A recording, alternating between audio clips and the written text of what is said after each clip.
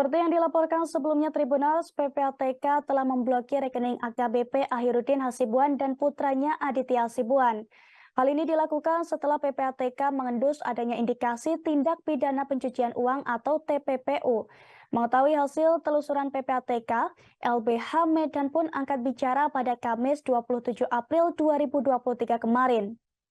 Dilansir dari tribunmedan.com, Direktur Umum LBH Medan Irfan Saputra menyatakan, sikap PPATK sudah tepat dan benar. Langkah cepat yang diambil merupakan respons atas dugaan transaksi yang mencurigakan. Meski demikian, LBH Medan melihat hal ini tidak cukup, Tribuners. Sebab menurutnya PPATK akan membuat laporan hasil analisis atau LHA, di mana LHA itu nantinya bisa ditindaklanjuti oleh aparat penegak hukum. LBH Medan sendiri melihat ini merupakan momentum untuk membuka tabir aset-aset dari pejabat Polri.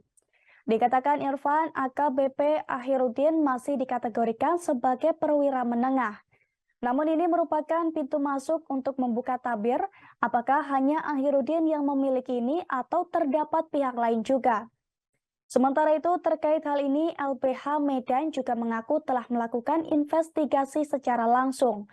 LBH pun menduga bahwa aset AKBP Ahirudin mencapai 50 miliar.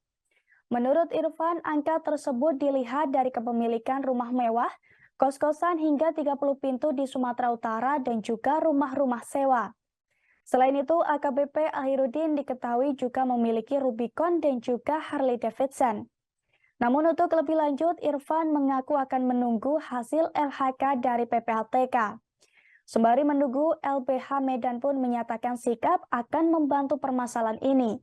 Ia pun yakin akan memantau permasalahan ini, Tribunars, sekaligus menjadikan atensi permasalahan untuk membuka tabir apakah hanya AKBP Ahirudin saja yang memiliki rekening sebesar itu dan memiliki transaksi mencurigakan. Sedangkan saat disinggung soal dugaan kepemilikan gudang solar ilegal milik AKBP Ahirudin, Irfan mengatakan apabila benar gudang itu miliknya, maka ia harus memiliki izin.